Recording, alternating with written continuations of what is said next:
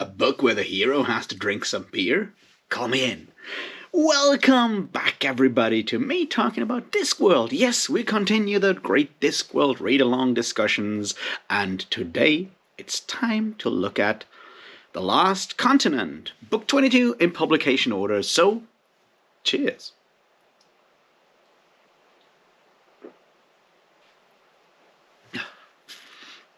Alright, let's start with the usual stuff. Next up is book 23, Carpe Jugulum, whatever you want to pronounce it. It's gonna be our discussion on 16th of October, so you got some time to join us on the Unabridged Burners Discord server. I'll link it down below, and, have a discussion. It's a witch book, and it has vampires, and they don't sparkle that much. And now, let's look at Book 22, The Last Continent, and I'll give you the usual quick synopsis, whatever thing, and then we'll talk about some themes and what's going on in the book. Alright. Book The Last Continent is a Rincewind book.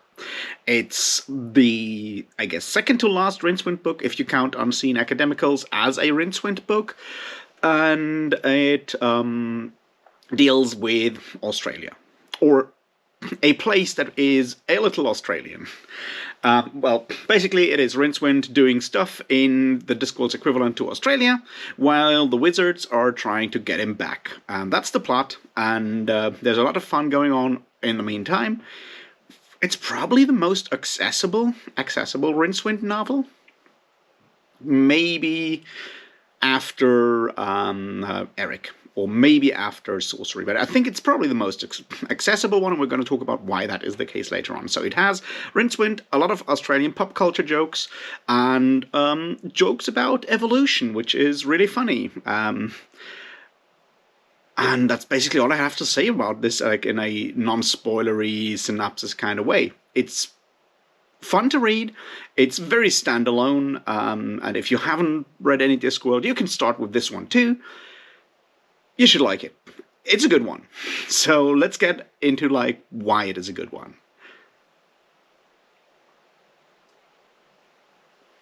Alright. And in this case, I want to look mostly at how it manages, how The Last Continent manages to make Rincewind books, which seem to be the least favorite series in Discworld for a lot of people, a more accessible one, on what Pratchett did to make Rincewind as a character work better than in recent books, like, say, Interesting Times, which is not a good one. And there's a bunch of things going on here, and then I'll talk about, Australia. Alright, let's start with the big one. Rincewind books are somewhat difficult because Rincewind as a character is very much a joke. I mean, we all know that, but it's very much a parody of the hero, the eternal champion, the eternal hero, by Rincewind being the eternal coward, or as it is put here, the hero with the 1,000 backsides. Yeah, that's the point. The 1,000 receding backsides. It's a deliberate parody or engagement with ideas like the eternal champion. By Michael Moorcock in, Elric and Hawkmoon and all these ones, and it's also deliberate discourse with the hero with 1,000 faces by Joseph Campbell, that very important book on how myth and stuff works, that has poisoned fantasy and science fiction, but mostly fantasy for the last 70 years. So in that regard, it is a very he's a very important character. He's just not one that makes for really, really compelling plots, because Rincewind's main thing is danger, and then he runs away, and he ends up in more trouble, and then he runs away and ends up in more trouble, and ends up in more trouble, and so forth, and solves the plot by accident, because as a coward he has to run away, right? So he can't actually take action and solve something. I feel like the only time that really worked, because he was pushed so far that he had to actually do something, was both in The Light Fantastic and in Sorcery, where at some point Rincewind was, pushed so far into the corner that he just said, alright, I have to solve this right now. And that turn sometimes that only worked through like very specific external things, and it was less believable in sorcery than it was in the Light Fantastic. But in the Light Fantastic, it really was, well, a spell in his brain taking over and more or less forcing him to do the thing that he did. So that's basically what we've like had to suffer with every single time in these Rincewind novels, right? Is how do you get a character that by design wants to get away as fast as possible from the plot? How do you get that character to still actually do the things? And yeah, in Eric, we solved that problem. Pratchett solved that problem by having Rincewind be summoned as a demon and forced to obey commands, more or less. And it, yeah, sort of worked there. And in Interesting Times, which is where it fails the most, he just tries to run away and runs into more chaos every single time. And that didn't work so well in that, because, yeah, the plot felt like incidental to Rincewind just running away. So, how does actually Pratchett solve that problem with The Last Continent? I would argue he solves it in like one very specific way, and that is he turns Rincewind once again into it. He gives Rincewind a partner. Rincewind as an individual character doesn't work so well. Rincewind is always a character in a duo. He always has another character to play off of. In the first two novels, that's Two-Flower, the tourist. In Sorcery, it's Konina, Cohen's daughter. In Interesting Times, we don't really know. It's partly Two-Flower, and it's partly Cohen. And it doesn't really work really well in that latter book. This time around, we have a strong partner. We have Scrappy the Kangaroo, and I think for the first time we have a character that actually understands Rincewind as a character. He knows, like Scrappy the Kangaroo knows Rincewind's a coward. It knows Rincewind will run away, and it plays with that. So there's a level of awareness there that wasn't necessarily there with someone like Two-Flower, whose like big joke was that he thought Rincewind was like the big wizard, the great wizard, and really powerful. Scrappy knows Rincewind's a loser and is basically having a lot of fun in, well, steering Rincewind into more terrible situations, taking advantage of Rincewind's thing, which is running away.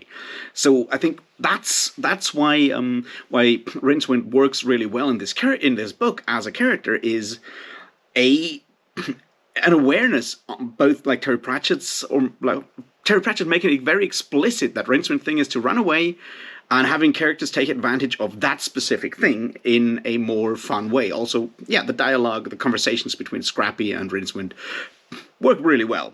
So you have cool dialogue because the characters mash in a way that former Rincewind partners didn't mash, and it's a more aware like meta engagement with Rincewind's one thing, that being, you know, the eternal coward that has to run away. So it works that way. And of course the other part is Rincewind doesn't actually hog the entire plot. Now that is something that we've seen before in Interesting Times, where it didn't really work that well because the Cohen plotline just didn't work that well. You know, it's Cohen and the Silver Horde trying to... There's a reason there that was partly the terrible racism in Interesting Times, and then there's another element there that was just Cohen as an individual character is really cool, but his Silver Horde just didn't play that well as the other plotline. Now here in this one, we have the wizards of Unseen University, you know, Arch-Chancellor Ridcully, the Dean, Chair of Indefinite Studies, the Senior Wrangler, the Reader of Ancient Runes, and that group has been developed over time from as far back as Moving Pictures, possibly even earlier than that. And we have like its own dynamic there in that group dynamic, and Ponda Simmons, of course. We have that group dynamic that makes it much more engaging to follow their hijinks.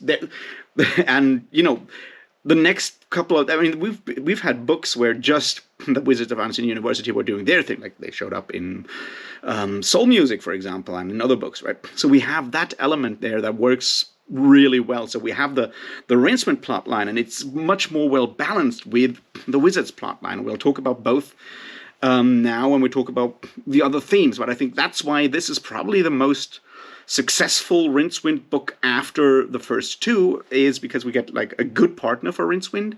We have a more meta level engagement with Rincewind's character or one thing as being the Eternal Coward.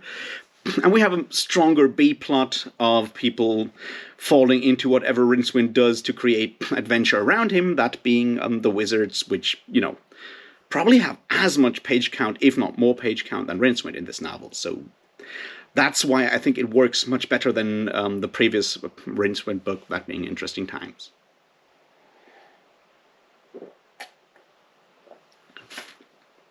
And I'm going to continue to compare it to Interesting Times, because like Interesting Times, and in a way also like Sorcery, the other thing is Rincewind is making fun of specific tropes and of prejudices. Prejudice? Whatever.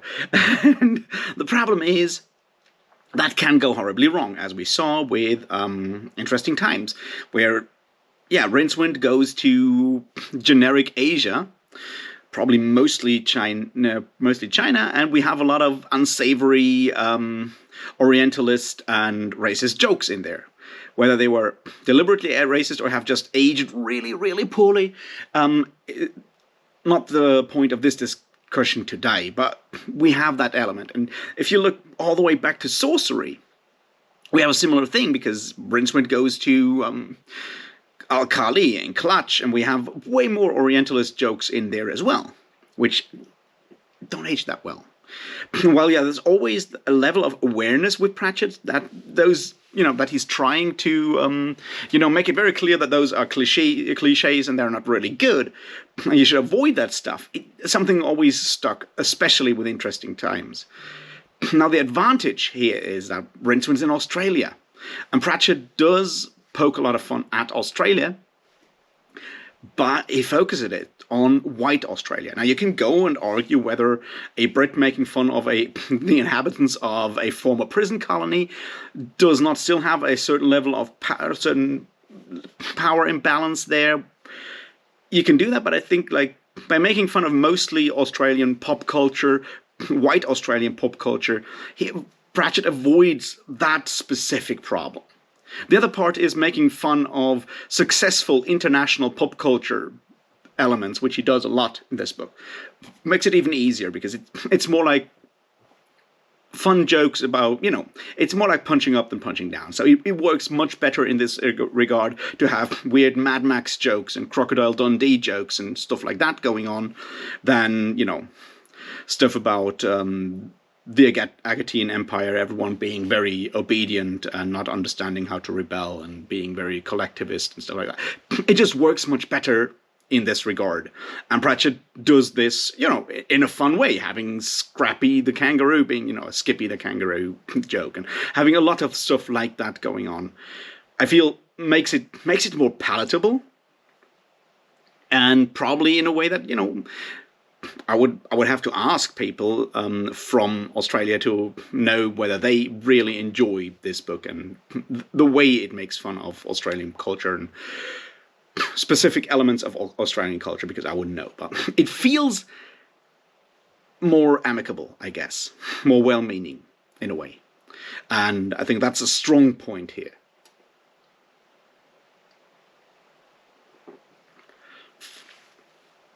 Another thing is that Pratchett does actually manage to show up some problems with Australia, with Australian politics. We have our white Australian Dibbler equivalent talk about how he's really against new people coming to Australia, because it should be for, like, the actual people living there, not those people coming over, taking our jobs and so forth. He's a racist towards immigrants. And when Rincewind says, like, oh, so you want more rights for the indigenous people, Dibbler is like really racist towards indigenous people as well. So Pratchett is aware of a certain element of Australian politics there and Australian society so he's aware of the fact that making fun of Australia, he deliberately chooses white Australians and not all Australians. I think that's a very specific point that I've appreciate that he was aware of that and made that part of the story, and at least comments on it.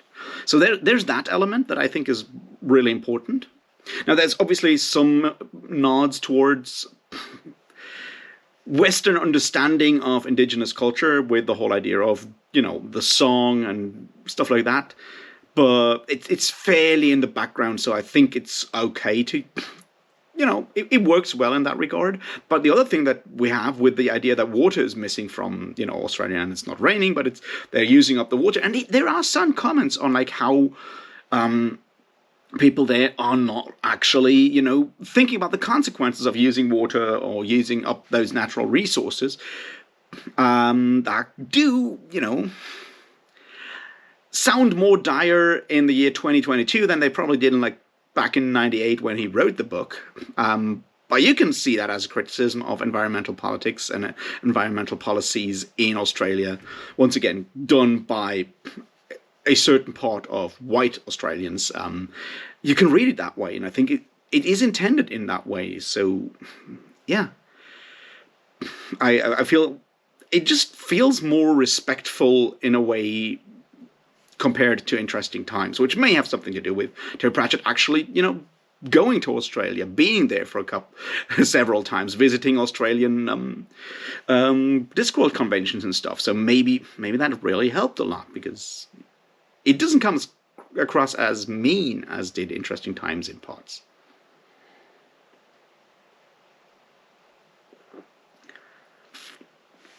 So now let's talk about the other part. The wizards, evolution, and that stuff.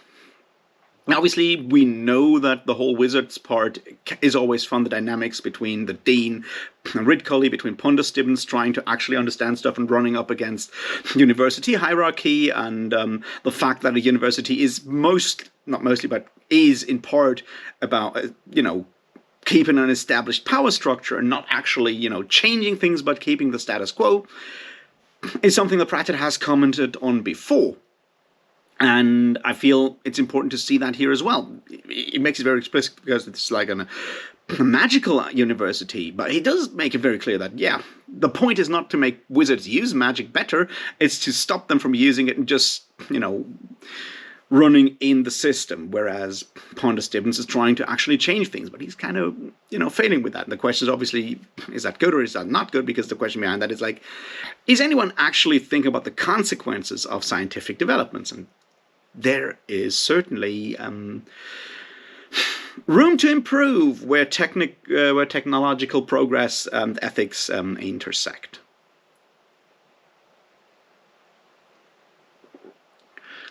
So we have the time travel plot. We have some, fun time travel jokes.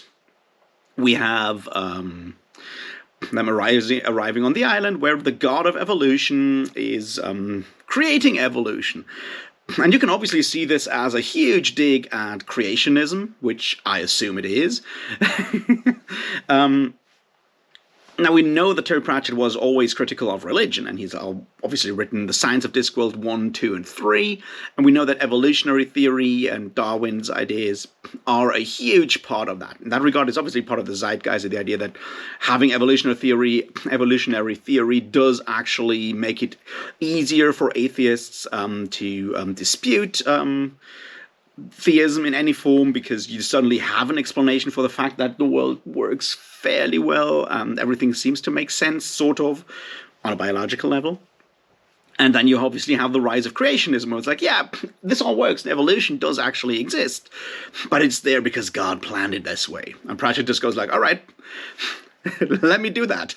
Here's the God who wants to do that and wants to make things better, and still is fairly ridiculous, but it's also very funny because it does show the idea of, how, more progressive religion, more progressive interpretations of religion and more conservative ones are clashing over all kinds of elements. And we have that discussion here in a very fun way. And the whole thing of Mrs. Whitlow trying to explain sex to the god of evolution is just really funny, because it once again also shows sort of goes in a direction that we will see in future Discworld novels, where Pratchett has moved away, or is slowly moving not away from, but more towards questions of gender and gender identity. We have the whole thing also with the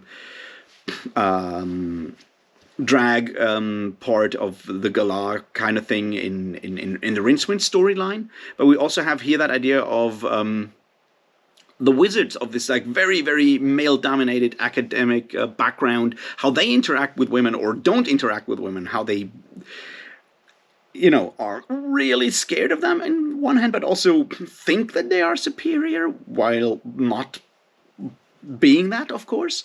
So having that element in here is really, really important as well. And I think it's not handled perfectly or anything by any means, but it shows sort of a slow shift in Pratchett's focus in these books, and we'll see where that is going in the next couple of books. Obviously, the next one is a witch book. Witch books are always more about questions of gender and gender roles and gender identities, but it's one of those things.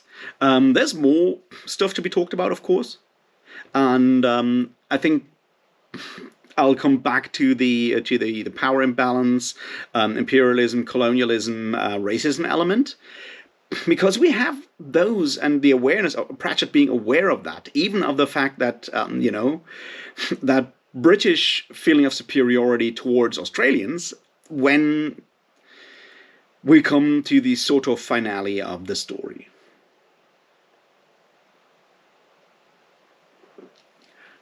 When the wizards land on Forax, which is totally not Australia, but a really nice beer joke,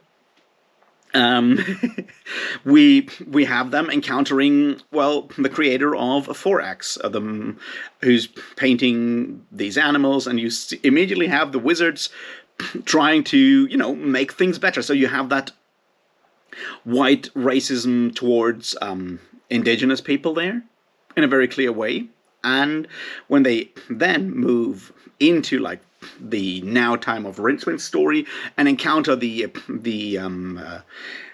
university, you have that feeling of superiority of we're, from Ankh-Morpork's university and we're much superior to you guys. And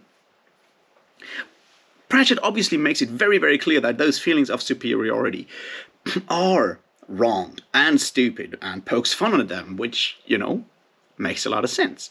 So,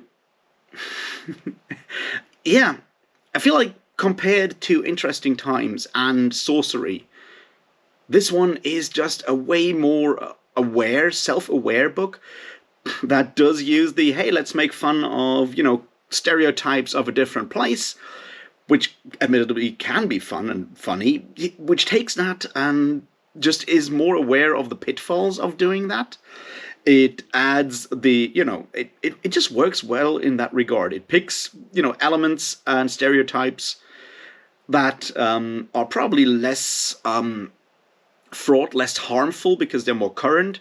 It's more accessible in that regard because, yeah, it's making fun of contemporary media, Australian media, which is, cool. A lot of it is more friendly. It's more like a, hey, look, I've managed to drag Mad Max into this. Isn't this fun? So it's less mean-spirited. It's less rooted in, like, the idea of having whatever, like, war of different political systems, clash of cultures thing going on there. It's more like a, hey, we're basically the same, or we claim to be basically the same, but there's a lot of, like, small differences, which we have in that whole, like, language discussion that comes up again and again. And beyond that, it's just a more friendly thing. Now, you can go and ask, isn't that inherently racist of Pratchett to be able to make fun of Australians in a funny, less mean-spirited way, and when he turns his eye to generic Asia, he falls into all kinds of racist stereotypes? And the answer, of course, is yeah, I guess so. And that doesn't let him off the hook. I think it shows in a way that he was able to learn and grow, because the way he treats these elements shows that he's aware of, like, that racism in a lot of ways. So I assume that works. It also may just be that there is a lot of, still a lot of prejudices and stuff from people growing up in a very British UK kind of place towards people in China and, like, other parts of East Asia. I would say go and read Babel by R.F. Kuang if you want to know more about that. But I already spoke about that book. My point is, is a more lighthearted, fun book with a pretty, funny story. The idea that people have to drink a lot of beer to understand the time travel aspect of it within the story, I think, is a really funny joke at, all the things happening in time travel, sci-fi, and fantasy. I appreciated that a lot. And I honestly really, really enjoyed the ending, with the rain finally coming and it all being about the word, the smell you get after rain. I did like that, with the rainbow at the boomerang being turned into like a rainbow. That was really poetic in a way. And Pratchett has always been good at poetry, I guess. Well, not not verse, but like actually having really poetic images, and he does that a lot here.